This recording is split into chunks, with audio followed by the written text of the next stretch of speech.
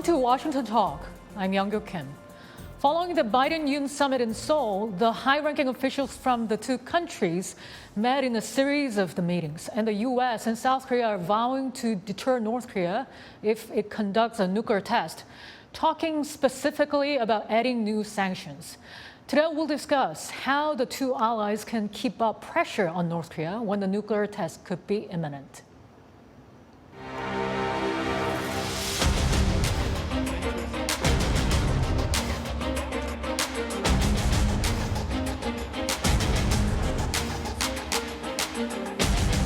And we are prepared to make both short and longer term adjustments to our military posture. It will only strengthen our deterrence and also international sanctions. What we can do in terms of imposing additional sanctions on North Korea in light of their destabilizing activity.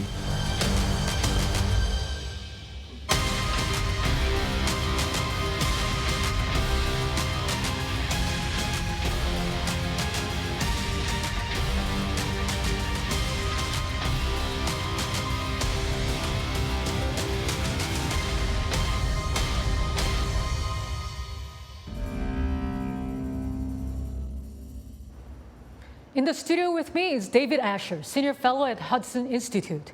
Dr. Asher served at the State Department as Senior Advisor for East Asian and Pacific Affairs and Special Coordinator of North Korea Working Group. Also joining me is Joshua Stanton, a lawyer in Washington, D.C. Mr. Stanton has helped the U.S. Congress draft numerous North Korea sanctions bills and laws. The views he expresses are his own. Welcome to the show. Thank you so much for your time today. Thank you for having me. The U.S. and South Korea seem to be in sync on how they will have to increase pressure on North Korea if North Korea conducts its seventh nuclear test. And according to South Korean Foreign Minister Park Jin, the U.S. and South Korea will push for new UN Security Council sanctions. Dr. Asher, is this a right move for them? Sanctions are important, but they're not enough. I mean, there's going to need to be a wider range of actions to try to impact North Korea's nuclear program itself. I mean, there are many things that the U.S. and South Korea have in their suite of capabilities, including cyber operations and other technical operations. We really need to try to start to apply some of the Iranian toolkit to North Korea. Something that I, having worked on Iran and North Korea in my career, I can't say what that toolkit is, but imagine that we have such a thing. And we need to start to make North Korea's nuclear life as difficult as possible. And we're going to have to start to deprive North Korea of its ability to steal money around the world. Right now, that's a huge issue in terms of how the nuclear program is being funded. So you've got to cut the flow of money, and you've got to try to impact their ability to actually carry out nuclear tests and capability development. Mr. Stanton, Dr. Asher said sanctions are not enough. What's your view on this? Well, it's true that sanctions alone are not enough, and I think that one of the most important and neglected parts of a whole of government policy is information operations directed at the North Korean people. But when we talk about sanctions, before we get to new sanctions, we have to look at the enforcement of the existing sanctions. Since about mid-2018, the level of enforcement has fallen back to the record low levels that we haven't seen in 10 years.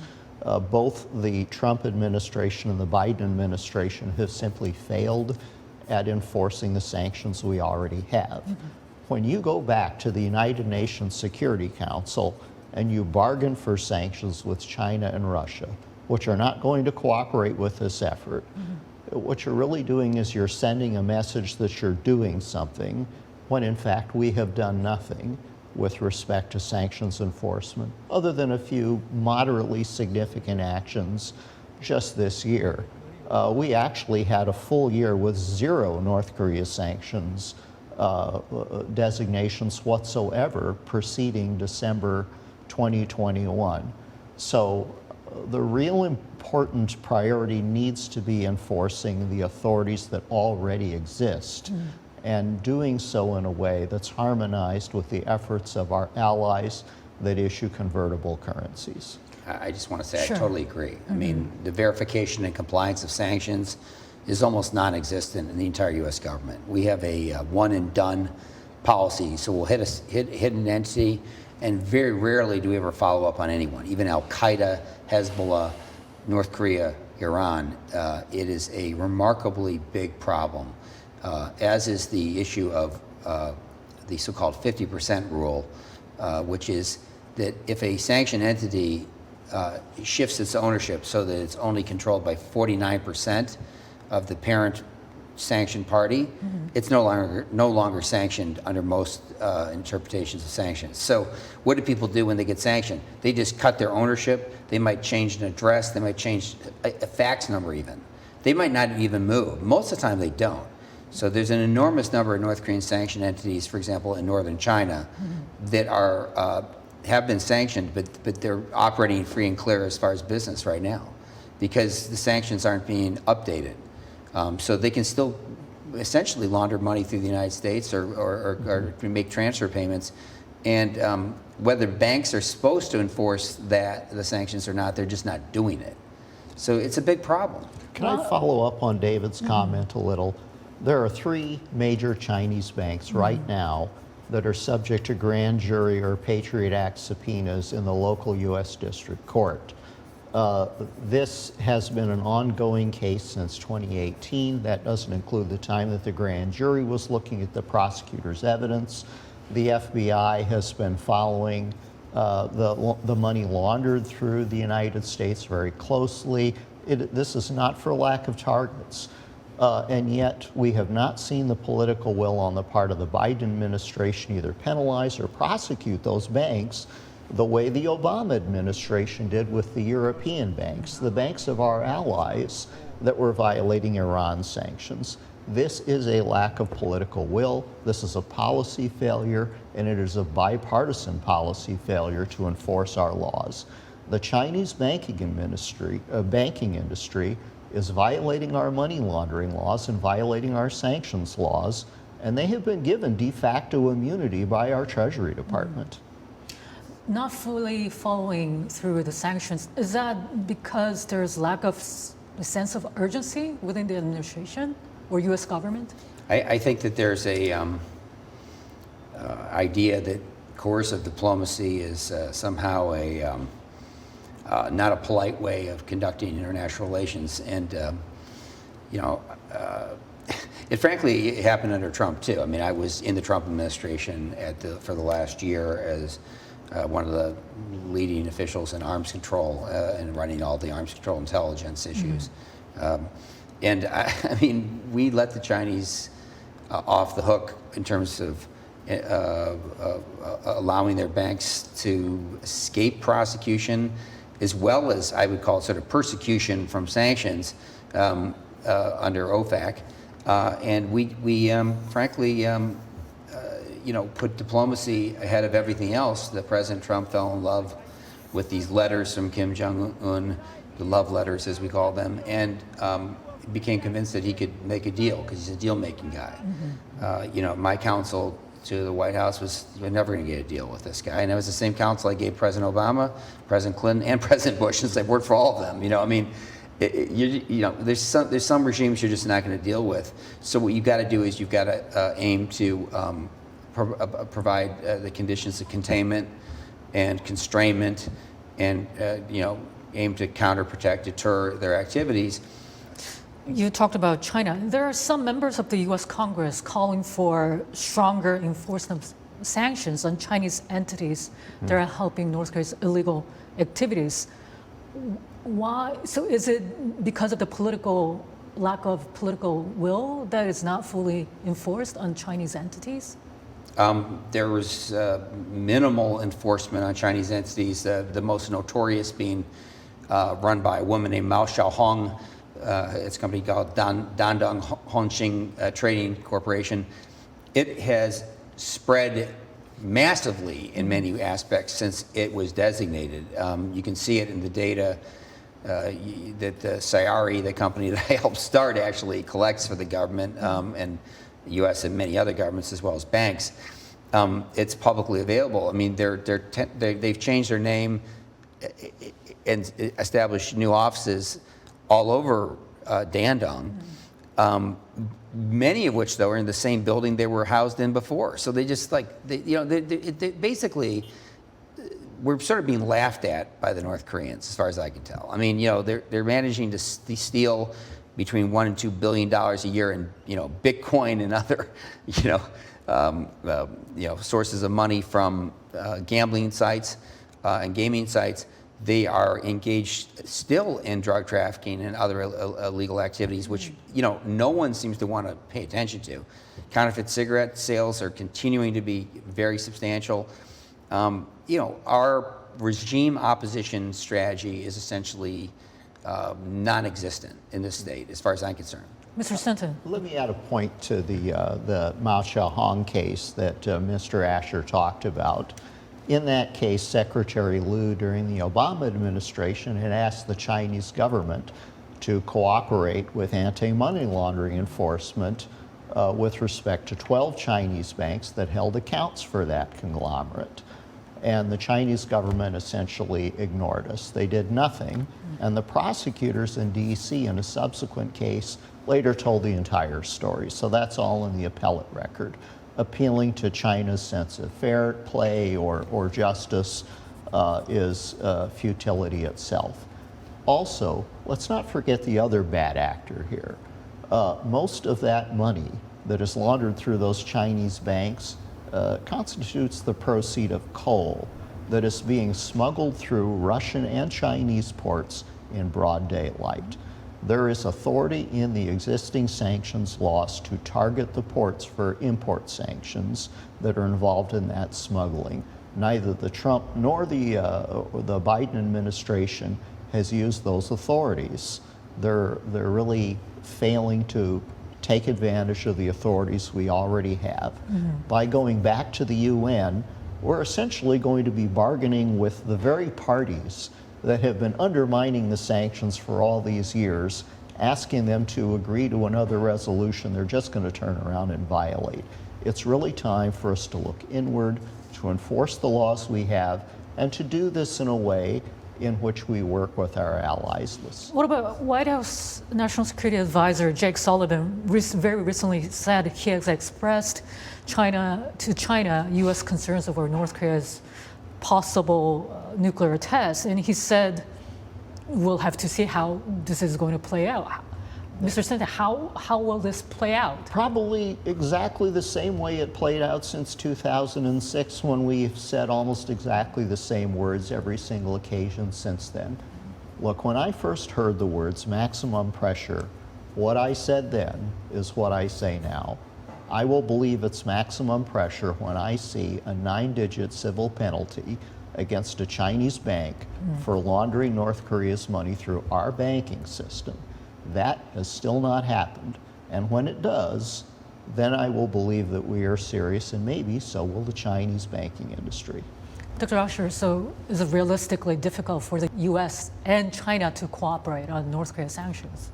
Well, in the wake of the designation of Banco-Delta-Asia in 2005 in September, which I led for the U.S. government, North Korea was dramatically affected, as everyone knows. I think people didn't understand. It was a small bank. It was inside a casino, primarily called the Lisboa Casino, which was run by Stanley Ho, who's basically the biggest. He's gone, he's dead, but he was the biggest mobster, essentially, in Macau and in Asia, more or less.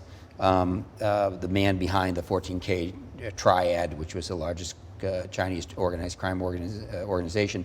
But the key thing was that bank was putting, there's $25 million seized by the Chinese authorities in that bank. That's like what went through it every day, okay? Or maybe every week. It depended on the day or the week. How did we know? Well, we had penetrated the bank. It became public to some extent in some of the court documents. But, we knew what was going on, and we understood how it was acting as a funnel. What did the Chinese do when we outed that relationship? First things, they called me and asked me for help. They said, "What can I do to help you? Please, we'll do anything you need." It wasn't like, "Oh my God, you did this to our bank. We're going to go after you." Because remember, Macau is part of China, so it's a Chinese bank. I mean, it was amazing when you hear, directly from the Ministry of Public Security, an organization which does not communicate with the U.S. government normally, the central bank governor. I mean, we were getting contacted by everybody. And for the following year after Banco Delta, we engaged in a number of task force with the Chinese where we actually did do some enforcement activities that had some impact on North Korea. It turned out to be all reversed when North Korea did the nuclear test. I guess the first one was it 06 or 7? I don't even remember what year was it, John? So 2006. 2006, but the Chinese did react, and then the North Koreans did the test, and then we reacted because, oh my God, North Korea's got a nuclear bomb. What are we going to do about it? And it's clear that the Chinese still do react the same way, because I mentioned these 3 Chinese banks that are now currently supposed to be returning subpoenas. They've been held in contempt of court and fined $50,000 a day, which kind of adds up.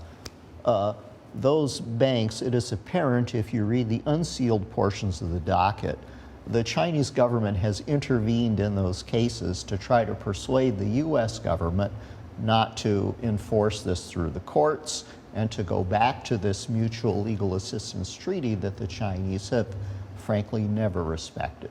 Until, again, they lose their de facto immunity, they are going to laugh at us.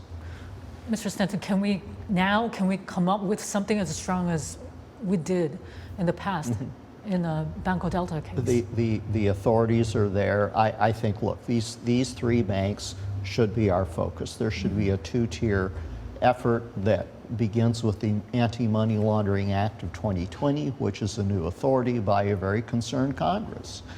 It starts with governments that have willfully laundered money through the United States, and the subpoenas will tell us this ultimately, should be prosecuted. Look, when BNP Paribas, the French bank, violated these same laws to violate Iran sanctions, they had combined $11 billion with a B in fines, penalties, and forfeitures. Something like that against a bank that has willfully violated our sanctions, perhaps one of these 3, perhaps all of these 3, would certainly be an attention getter. The second thing we need to do with respect to, say, the 12 banks that were involved in the Dandong Hongxiang case, which were merely negligent.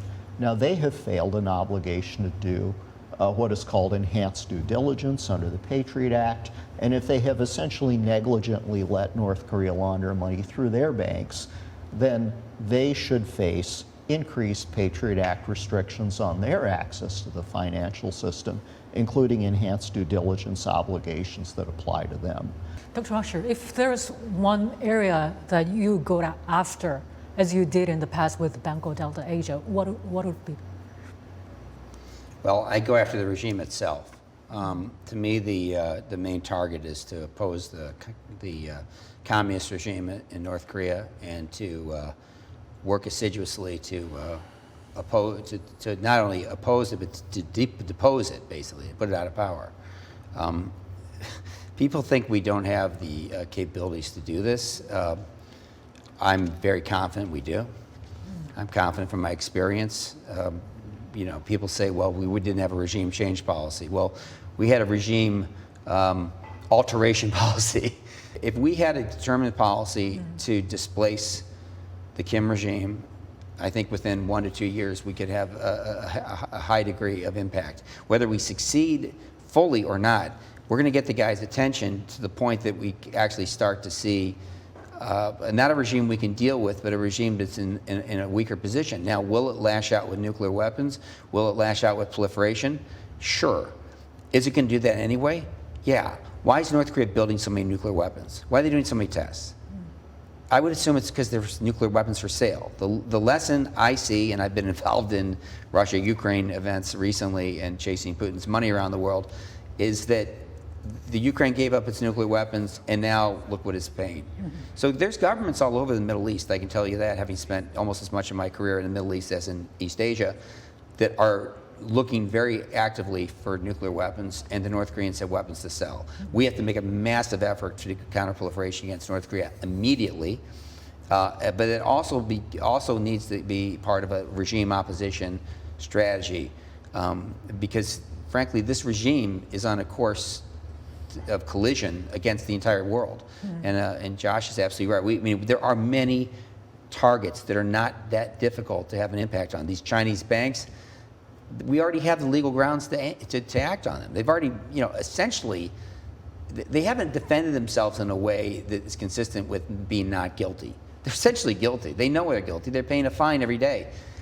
We need to pounce on these things. And we do need to hold the Chinese accountable, because when North Korea's nuclear program was running around the world, with AQ Khan and building the reactor in Syria and many other things, which I, can't talk about beyond what happened in Libya. What would be one point advice for U.S. government officials who is in charge of sanctions on North Korea? Put Mr. it all Stanton together. Let's not try to separate sanctions enforcement and proliferation from the suffering of the people. I think one of the great avenues for cooperation with our allies is to agree to invoke the UN Convention against transnational organized crime and against corruption, to take the forfeited or confiscated proceeds of North Korea's money laundering and kleptocracy, and to set those aside and to say that that money will be available for humanitarian aid if and when we have the ability to monitor that it gets to the people who need it. Money in North Korea is the root of all evil, and we have to go after that evil at its source in concert with allies that agree with us on that principle. Dr. Usher. So an outright regime opposition strategy needs to come to pass. It should have happened under Trump in the last 2 years. It did happen the first 2 years. And then the president, again, fell in love with these love letters from North Korea. I mean, the North Koreans just have been playing us, as have the Chinese, for decades. We need to realize that the game is up. And right now, we're losing. So if we don't reverse the course they're on, ultimately the North Koreans are going to do things which will cause global instability, and it will become a problem on the peninsula, whether the U.S., the ROK likes it or not. North Korea has named recently its longtime nuclear negotiator, Choi Sun-hee, as a new foreign minister. Mr. Stanton, do you think this is North Korea getting ready for talks with the United States? I don't think the naming of any particular individual as a North Korean diplomat should be read as particularly significant. The decisions about North Korea's positions are decided inside Kim Jong-un's palace and within the Organization and Guidance Department. Diplomats are mouthpieces. They don't have control over policy. They simply communicate policies that are set in Pyongyang. Dr. Usher, your thoughts? Well, of course, I know Madam Choi quite well over the years in our discussions. I would agree. She's a mouthpiece, but she does convey a certain amount of influence. During the six-party talks, she'd frequently act as the translator, and she'd say something in English that was totally different than was being said in Korean. So she does, I think, have a little bit more influence, and she probably does have a tie up to the Organization Guidance Department as a mouthpiece for them, not just the foreign ministry. But that doesn't mean she can make a decision. She's just an interface. She's basically there to tie us down, slow us down, and allow North Korea the room to continue to pursue other agendas around the world. And hopefully, her goal is essentially to extract funds from us and from South Korea. North Korea continues to show signs suggesting it is preparing for a nuclear test. And very ironically, North Korea has taken the helm of a UN-linked conference on disarmament. Many watchers wonder if North Korea will go as far as testing its nuclear weapon when it is heading this nuclear disarmament forum. Dr. Usher and Mr. Stanton, thank you so much for your time today. Thank you for having me. Appreciate it. And that does it for this week's Washington Talk from Voice of America. Please join us again next week for more analysis.